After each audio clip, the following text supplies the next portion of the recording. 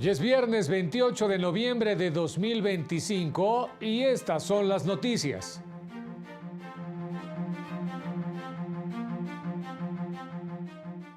Presenta la nueva Suprema Corte la campaña Mujeres Indígenas que Cuidan y Defienden.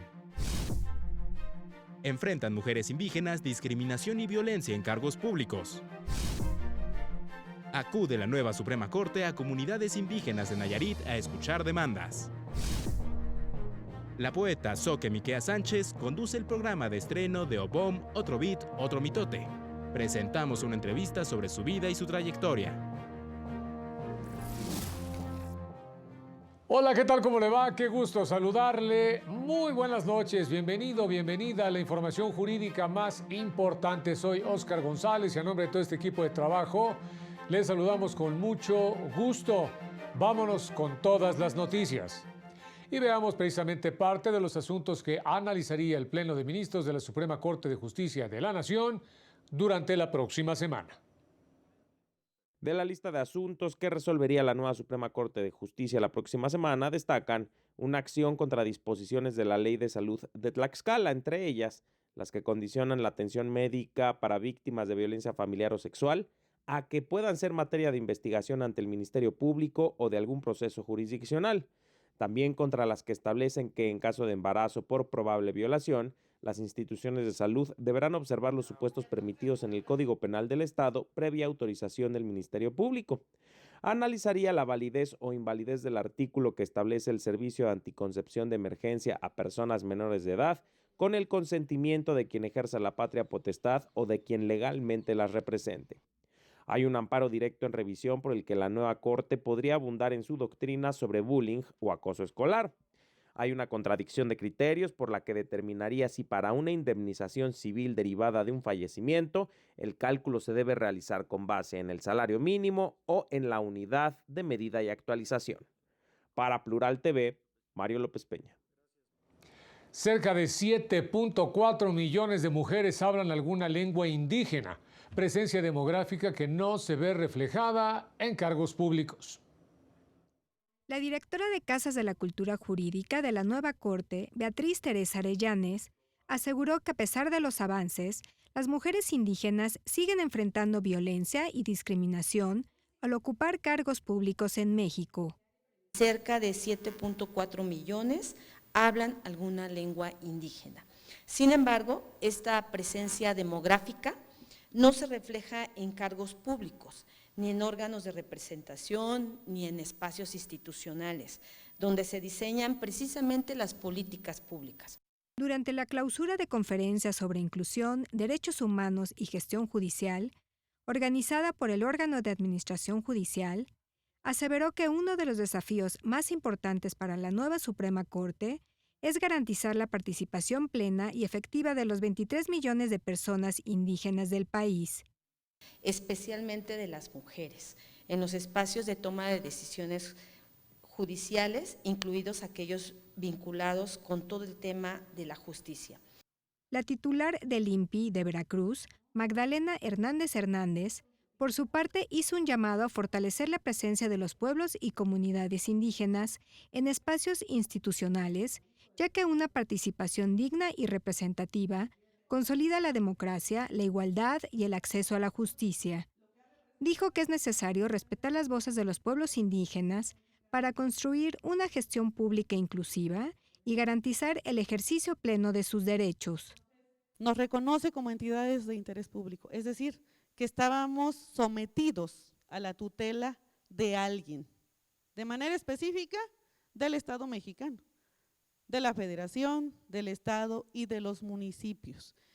Con imágenes de Jorge Vivanco y Javier Ramírez, para Plural TV, Rosy García. Y a propósito de los 16 días de activismo contra la violencia de género, especialistas destacaron que no solo es importante que las personas salgan de la escalada de conflictos, sino también de reconstruir vínculos.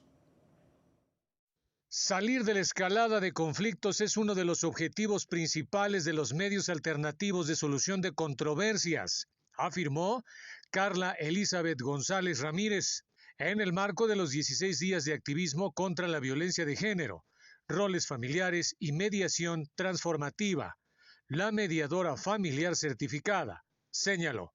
Las personas salgan de esta escalada de conflictos y puedan verse en un punto distinto al desgaste que han tenido de la confrontación, de la desvalorización, de la invisibilización y de que sus mensajes o bien su narrativa de duelo, ¿sí? O de sentimiento no sea sostenida o pareciera que la otra persona no la entiende.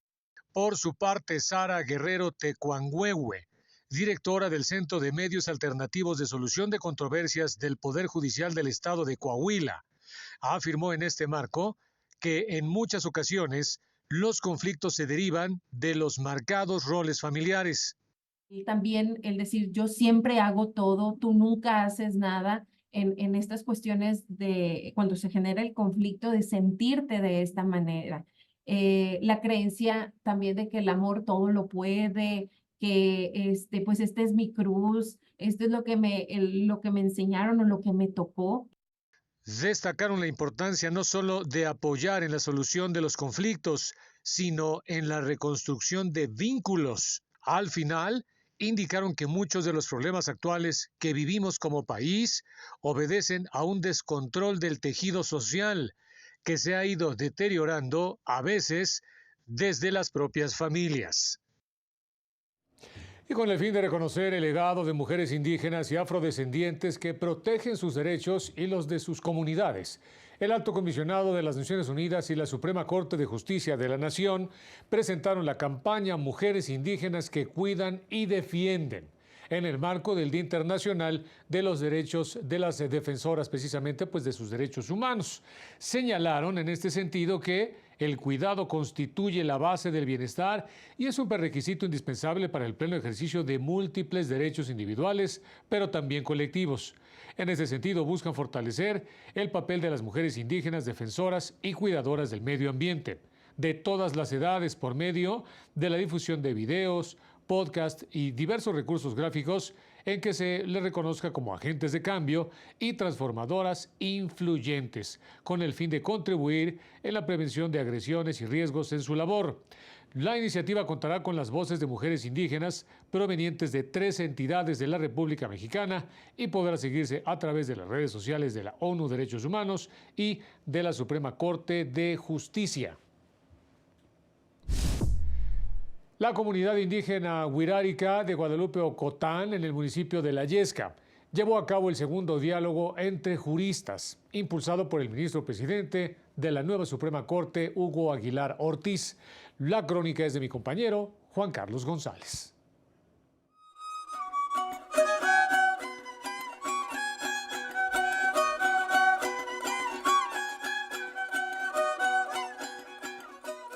A las 4:30 de la mañana, personas juzgadoras, funcionarios de la Suprema Corte y defensores públicos federales salieron de Tepic, Nayarit, rumbo a la Sierra Madre Occidental. Después de 4 horas de camino, llegaron a la comunidad indígena Wixárika de Guadalupe Ocotán, ubicada en el municipio de La Yesca. Fue el punto de reunión del segundo diálogo entre justicias que impulsa el ministro presidente de la nueva Suprema Corte, Hugo Aguilar Ortiz.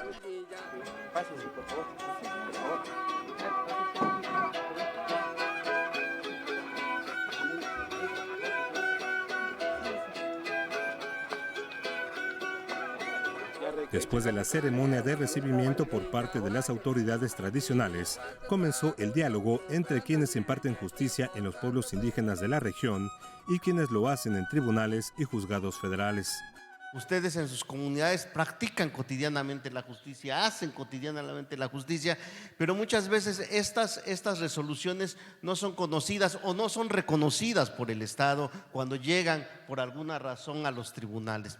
Por eso una de las encomiendas que nos dio el ministro presidente es hay que dialogar, hay que conversar entre las formas de hacer justicia que tienen las comunidades indígenas y las formas de hacer justicia desde el Poder Judicial Federal, desde los jueces, las juezas, los y las magistradas, porque esta conversación nos puede llevar a rutas distintas de comprensión.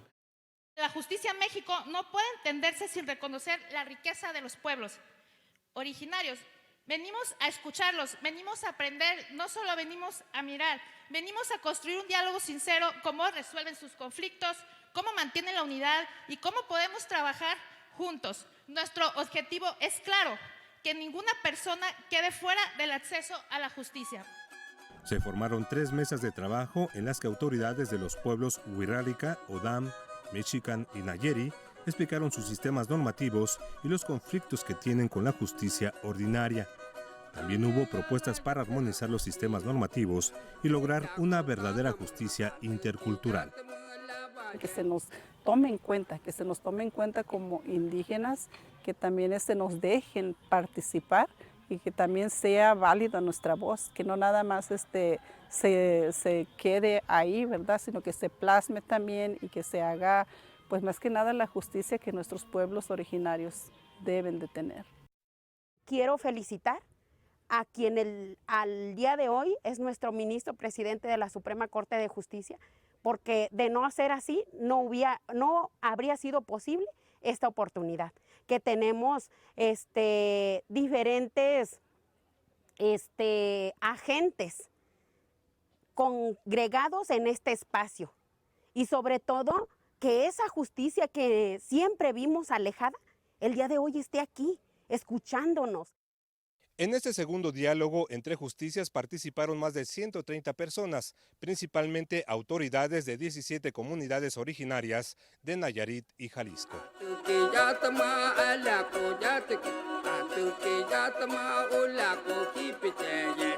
Un esfuerzo inédito que busca que la justicia se imparta con una perspectiva intercultural en todo el territorio nacional. Con imágenes de Jacobo Parrilla e Israel Trejo, para Plural TV, Juan Carlos González. A 15 años de la sentencia, Rosendo Cantú y Fernández Ortega de la Corte Interamericana de Derechos Humanos, la Unidad General de Conocimiento Científico y Derechos Humanos de la Suprema Corte recordó la valentía de las mujeres indígenas que convirtieron su vivencia en una demanda firme de justicia, en la que hacen evidente la intersección de género, etnia y pobreza en contextos de desigualdad estructural. La sentencia reconoce la responsabilidad internacional del Estado mexicano por las violaciones sexuales cometidas por militares contra mujeres MEPA de Guerrero.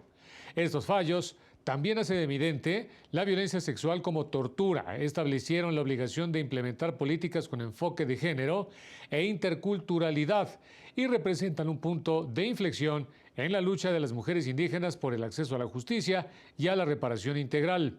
Recordar estas sentencias, destacó, permite reconocer la fuerza de las mujeres indígenas que transformaron su dolor en una exigencia de justicia social, entendida como la garantía de equidad entre individuos y grupos sociales, así como el compromiso de cerrar las brechas históricas que afectan a los pueblos originarios.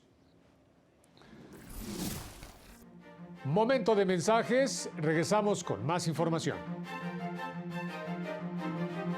Enseguida, ordena jueza federal suspensión provisional a un amparo promovido por empresa subsidiaria de TV Azteca.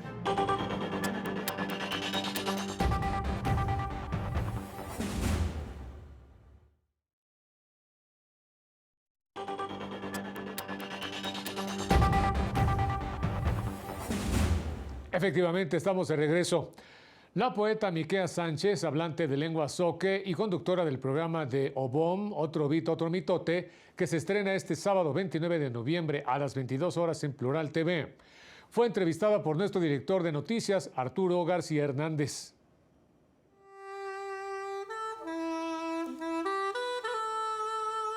La poeta Miquea Sánchez, hablante de lengua zoque, tenía poco más de un año de edad cuando hizo erupción el volcán Chichonal en 1982, allá en Chiapas. El cataclismo dejó alrededor de 2,000 muertos y más de 20,000 damnificados. Miqueas y su familia perdieron todo y tuvieron que irse a vivir a un albergue. Mis papás vivían en Chapultenango, en una comunidad que se llama Tzuznubac, que ahora le llaman Guadalupe Victoria. Y ellos ahí vivían como en mucha abundancia, en cuestión de propiedades, en cuestión de animales de crianza que tenían en ese momento. y al salir después de esa erupción nosotros nos quedamos sin nada, absolutamente sin nada. Lejos de derrumbarse, la familia salió fortalecida. De esa experiencia, Miqueas obtuvo la resiliencia que la ha acompañado en su trayectoria literaria y como activista. También fue entonces que tuvo su primer contacto con el español. La primera palabra que aprendí en español fue porque la cola de fila. Porque dice mi mamá que para ir a recibir la comida que daban en el albergue hacíamos cola. Y yo les decía a todos, cola, cola, cola, vamos a la cola, cola, cola. Más allá de esa anécdota chusca, no todo ha sido fácil en la relación de Miqueas con el español. Aunque no sufrió el nivel de violencia lingüística que sí vivieron, por ejemplo, algunas de sus hermanas mayores, que eran maltratadas e insultadas por no hablar o entender el español. Cuando yo entré a educación básica, donde tristemente en México a los estudiantes que somos hablantes de lenguas que son diferentes del español nos obligan a aprenderlo e incluso a entrar en el proceso de enseñanza a partir de un método que se llama inmersión, que es el hecho de que tú no hables la lengua, pero tu aprendizaje sea en una segunda lengua, en este caso el español. Una vez aprendido el español, por un tiempo Miqueas se sintió distanciada de su lengua, el zoque. Cuando me preguntan cómo es mi relación con la lengua, yo digo que es de reconciliación, porque a mí no me enseñaron a querer mi lengua, a mí no me enseñaron a sentirme feliz y orgullosa de hablar esta lengua. Claro que cuando yo era niña sí que sentía alegría y felicidad de escuchar a los músicos con la música tradicional o escuchar a mi abuelo y verlo curar a la gente, eso me fascinaba. Pero conforme fui penetrando más en el sistema educativo, me fui alejando mucho más. Miqueas salió de su comunidad porque quería conocer el mundo. No quería seguir el patrón de vida que veía en otras mujeres. Quería estudiar. Yo admiraba a las mujeres que salían de la comunidad, ya sea a trabajar o a estudiar, y yo quería ser como ellas. Yo decía, fulanita se fue a Villahermosa y pudo, y sola. Yo puedo también. Entonces eso me impulsaba a mí. Y ese deseo de salir me llevó a conocer muchos lugares en México y en el extranjero. Pero llegó el tiempo de volver, de reencontrarse con su cultura originaria, con el conocimiento que solo hay en las comunidades indígenas. Después de mirar eso de fuera, un día dije, no, tengo que regresar a mi comunidad. Y en 2016 regresé a mi comunidad. Regresé a Chapultenango. Y otra vez me conecté con el territorio, pero ya no era yo esa niña que quería huir de aquello, sino que lo miré con otros ojos, también sin el romanticismo con el que había vivido ciertos años, y eso me ayudó a ver todas las problemáticas que hay en las comunidades, que tienen que ver con extractivismo, que tienen que ver con muchos problemas de alcoholismo, de drogadicción, de cuestiones de división política, religiosa, que es algo fuerte que ahora está ocurriendo. Autora de libros como Ajingu Como, Desde mi médula, o Mumure Tayak Tamba, Todos somos cimarrones, Miqueas observa un movimiento literario y cultural muy fuerte entre los pueblos originarios, pero acota. Sí, por supuesto, hay un movimiento fuerte que está creciendo, que está tomando mucha fuerza porque no viene de la nada, tiene bases. No es como que a los indígenas de pronto se les ocurrió cantar, escribir o pintar o hacer cine. No, eso es algo que no es por generación espontánea, no es algo que sea por las brillantes capacidades que tienen, que por supuesto las tienen, pero tiene una base y es la historia de sus comunidades. Ellos no serían lo que son si no es porque nacieron en un lugar específico, con historia, con tradición, con filosofía, con una manera particular de conectarse con sus territorios. A partir de la Revolución Mexicana, durante décadas han ido y venido todo tipo de políticas de gobierno tratando de incorporar a la población indígena al resto de la sociedad, a veces intentando resarcir el maltrato y la discriminación a las que se les ha sometido. Los resultados no siempre han sido los mejores. Sin duda han conseguido fragmentar a la comunidad, sobre todo los proyectos que benefician, sí, pero a una cierta población. Y el que no se beneficia se molesta, siente envidia, le da coraje que otro tenga esos beneficios. Entonces creo que Si bien es cierto que hay un trabajo importante de antropólogos, de historiadores, de gente estudiosa de las comunidades, muchas veces no tienen información fidedigna. Muchas veces han visto a los pueblos indígenas como gente que son solo objetos de estudio y que sueltan todo, como que cuentan todo, pero en realidad no, los pueblos siempre han conservado lo más profundo de sus culturas y no está todavía en los libros. A veces se cree que está en los libros. Hay partes, hay unas pinceladas, hay algunas ideas, pero lo más profundo de los pueblos no está ahí porque tuvieron que guardarlo en la tradición oral, en lo que se dice en la propia lengua y que no puede traducirse. En consonancia con el propósito de la nueva Suprema Corte de Justicia de saldar la deuda que se tiene con los pueblos originarios y hacerse eco de sus voces y demandas, Plural TV ha integrado a Miquea Sánchez a su equipo de conductores. Como tal, la poeta Zoque conduce el primer programa de Obom, otro beat, otro mitote, que se estrena este 29 de noviembre a las 10 de la noche. Aquí las y los esperamos. Con imágenes de Alejandro Barrientos e Irving Martínez, para Plural TV, Arturo García Hernández. Autoridades municipales de Los Cabos, en Baja California Sur, encabezaron una asamblea informativa con representantes de comunidades indígenas y afromexicanas para presentar una iniciativa que el regidor José Manuel Larumbe Pineda considera puede fortalecer el funcionamiento del Instituto Municipal de Asuntos Indígenas y Afromexicanos. La propuesta consiste en la creación de 2 direcciones adicionales dentro del instituto. Una que corresponda a la atención específica de comunidades indígenas y otra enfocada en el fortalecimiento de la población afromexicana. Toda persona tiene derecho a la educación sin importar edad, nivel socioeconómico ni lugar de residencia. La educación comunitaria debe ser reconocida como una de las estrategias para hacer valer el derecho a la educación, afirmó el arquitecto Javier Hidalgo, coordinador general del Subsistema de Educación Comunitaria Pilares. Por eso, hoy más que nunca es indispensable que la Suprema Corte reconozca que la educación comunitaria forma parte del derecho de la educación, porque garantizarlo significa asegurar que nadie quede fuera de la vida cultural, tecnológica y educativa del país.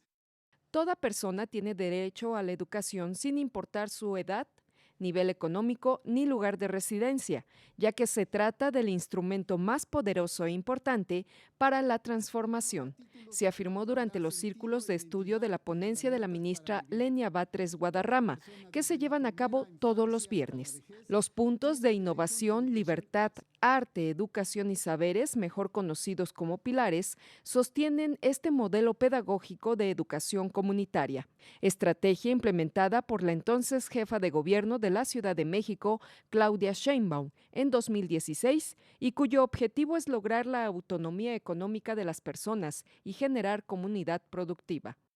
En estos entornos, que son entornos muchas veces plagados de violencia, de inseguridad, el joven o el niño, su desarrollo está ya definido y como sentenciado, como carne de reclusorio, porque su familia, sus amigos, sus conocidos, todos tienen este modus de vida, ¿verdad? Es lo que aprenden.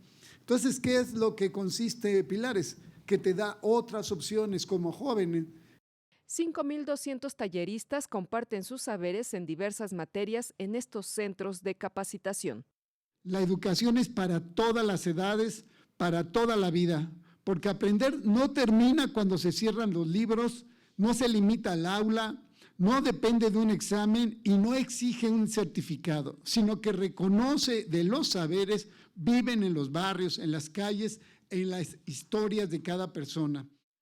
Con imágenes de Marco Avendaño y Óscar Cedeño, para Plural TV, Citlali Pérez. Denuncian que México carece de estrategias de prevención de la violencia que se exacerba en poblaciones rurales. En México, la violencia política de género persiste y con ella un alto nivel de impunidad. Así lo afirmó la magistrada Claudia Valle Aguilas Ocho en el segundo día del encuentro de autoridades electorales. Indicó que de acuerdo con las observaciones finales del Comité para la Eliminación de la Discriminación contra la Mujer, México carece de estrategias de prevención de la violencia que se exacerba en poblaciones rurales. Cuando se dan las violencias más fuertes de frente ya al ejercicio del cargo, las sufren las regidoras o las síndicas. Y hay un dato adicional que nos debe de llamar a la acción. Se da con mayor algidez en municipios rurales. Llamó a reforzar los mecanismos que impidan la simulación o la usurpación de cargos y atender la violencia contra mujeres que presentan una denuncia.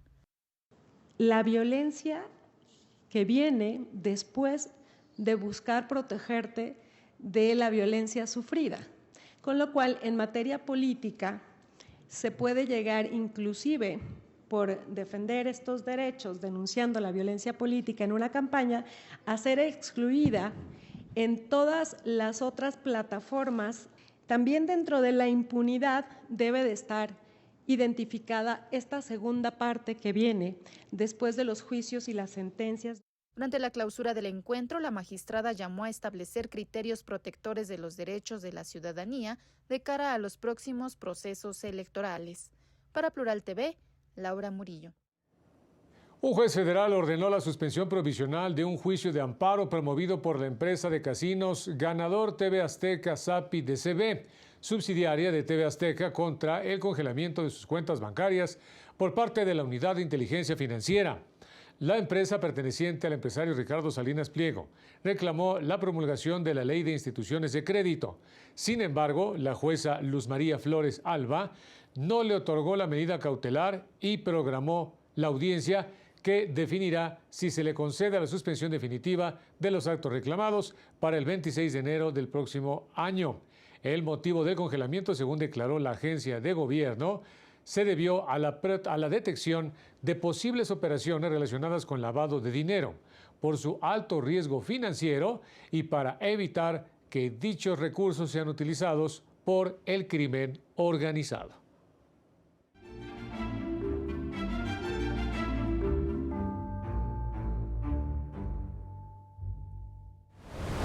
Este noviembre, la Ciudad de México se llena de color, tradición y creatividad. Más de 400 artesanas y artesanos de todo el país participan en la 5ª edición de Original México, el encuentro de arte textil tradicional más grande de América Latina, con una amplia programación que incluye expoventa artesanal, foros, talleres, pasarelas, propuestas escénicas y las tradicionales cocinas de humo.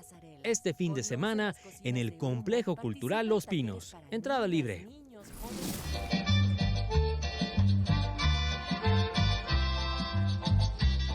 El Museo Nacional de Culturas Populares en Coyoacán será sede del festival Yucatán, Colores y Sabores, que trae lo mejor de la entidad del sureste mexicano, como textiles, artesanías, espectáculos de música y danza, productos originarios y gastronomía.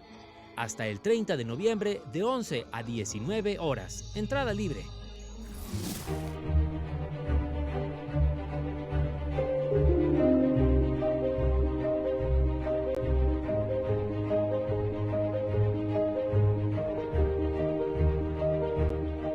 La 8ª edición de la Bienal Artesano entre Artistas reúne a creadoras y creadores de todo el país, con piezas que mezclan técnicas y miradas para dar vida a una exposición construida desde la colaboración, una muestra que revela cómo el arte popular y el contemporáneo se encuentran y dialogan en un mismo espacio. De martes a domingo en el Museo de Arte Popular. Entrada libre los domingos. Frontera del agua azteca, antiguo Totonacapan. Frontera del agua azteca, antiguo Totonacapan. No se pierda nuestra programación cultural. Este sábado a las 22 horas estrenamos OBOM, Otro Beat, Otro Mitote, un programa que festeja la música tradicional mexicana con presentaciones desde nuestras instalaciones en República de El Salvador 56. Esta semana conozca a los Caimanes del río Tuxpan. Y el domingo, a las 21 horas, celebramos el legado de Toña la Negra, inolvidable intérprete de boleros, con un documental que repasa su vida y obra. Para Plural TV, Jesús Daza. Piensa en mí. Y ya nos vamos, como siempre, muchas gracias por haber estado con nosotros. Manténgase pendiente de esta señal. Soy Óscar González y que tenga un excelente fin de semana. Nos vemos en la próxima.